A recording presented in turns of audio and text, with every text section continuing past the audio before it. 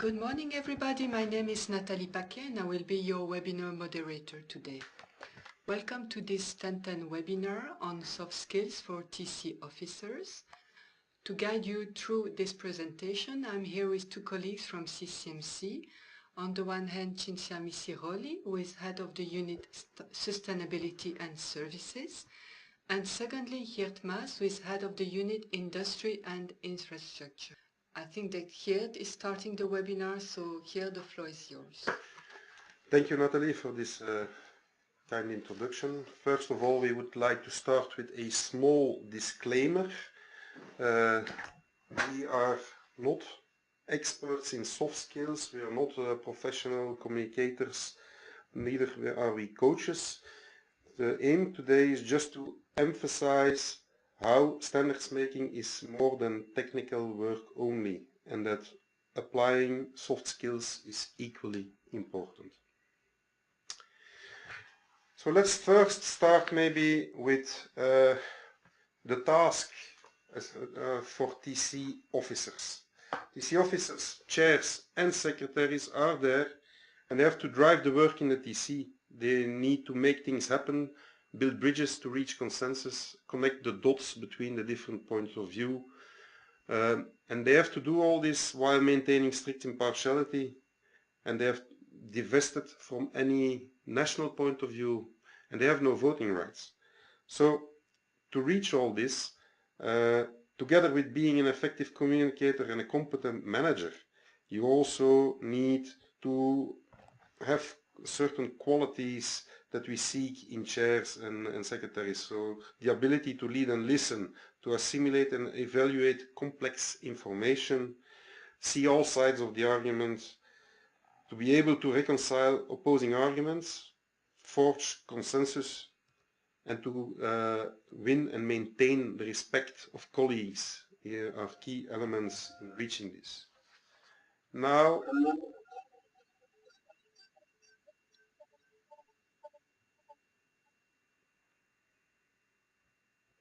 okay, I'm sorry, we have some echo here. Now, can I continue? Because I have a lot of echo. Yeah. Okay, I'm sorry for this little technical hiccup.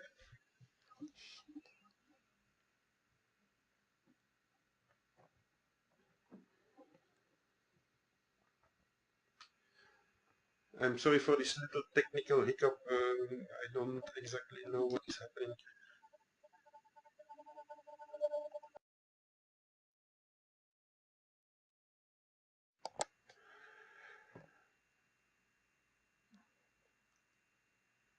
Okay.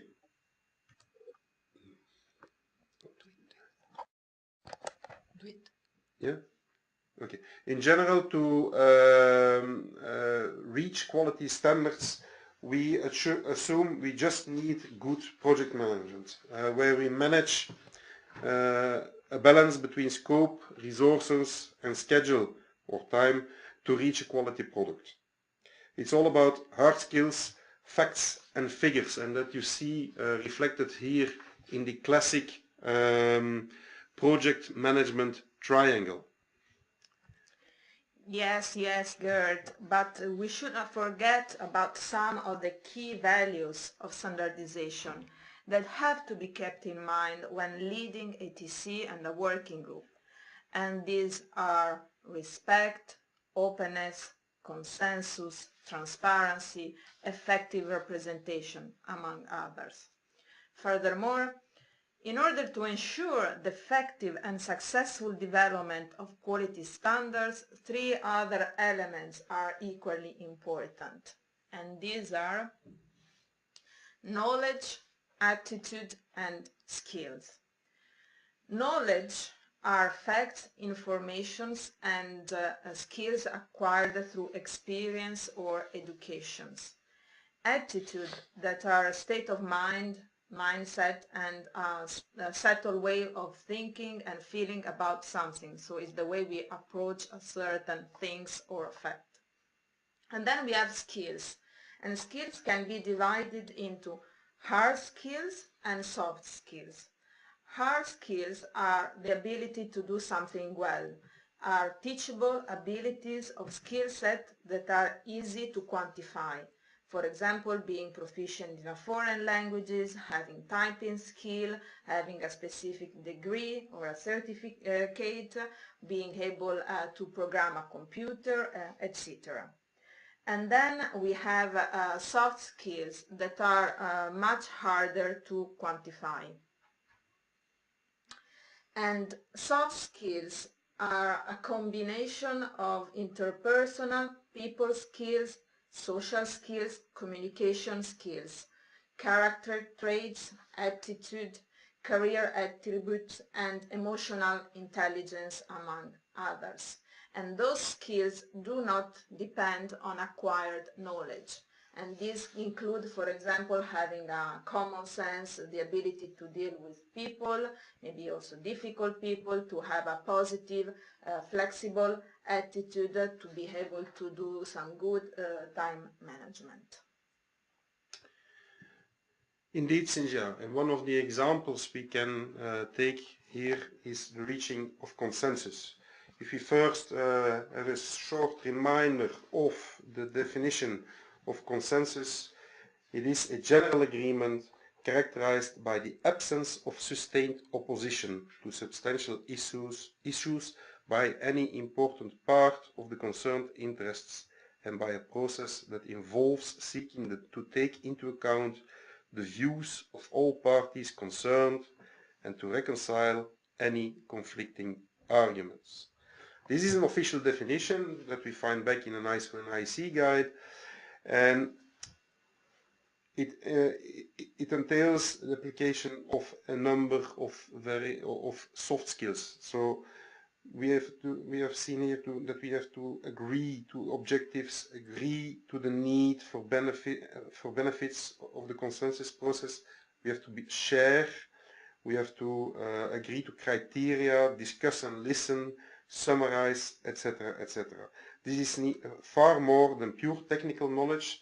Soft skills and the right personality and attitude are key to reach consensus. This could be illustrated by a bad example on respect and openness. We have a member can get his will through, we will all recognize this, being alone in his position, refusing to yield. And then this person starts to attack people against any proposal that was discussed. And when asked to calm down by the chair people and try to be more helpful, verbal attacks commenced on a personal basis. And this repeatedly. And that this can be humiliating, frightening, and causing huge stresses. This is a live example given to us by a TC officer. How to tackle this, Sinja?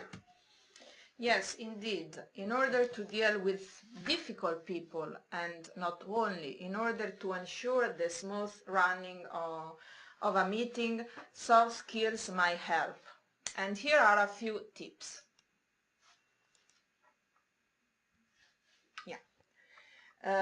Be firm but fair. So go for being respected rather than being liked.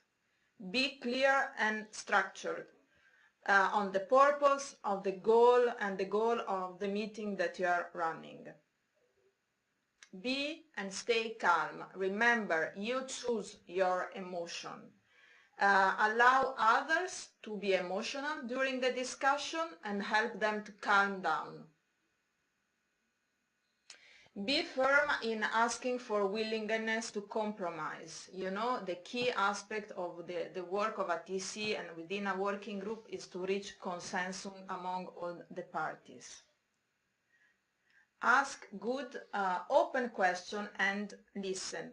Closed question just shut down the conversation, and this might be used in case of difficult people. Otherwise, always try to have open question that allows people to interact. Be prepared to interrupt politely if need be, and invite others to contribute, especially when there is somebody that is monopolizing the discussion. Always interrupt with empathy and acknowledgement. Regularly summarize what was said during the discussion. These help in ensuring that everybody has the same understanding of what was said during the discussion. Ask for people's idea and make them solve the problem. You know, there is a saying that says that make them feel important, so that make them contribute and came out with ideas that can help solving the problem and help them focus on what their biggest problems are. Finally, socialize with all the participants. It's important to understand their motives and position. You can also bring discussion to an end if they do not lead to conclusion within a reasonable time, and propose compromise solution or postpone discussions if necessary, and decide to interrupt briefly the discussions and take a break if you see that the discussion becomes too heated.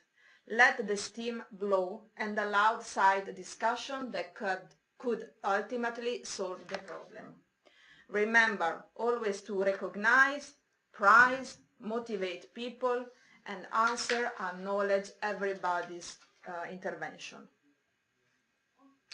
At the end of the day, and as a matter of fact, it's all about communication and understanding that we all have different opinions and different way of seeing things.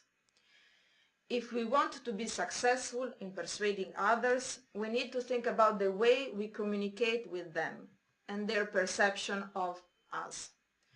Therefore, it's important to consider the word we use, the tone of our voice, and also the tone that we use in written messages, as well as the body language and the way that we interface with other people.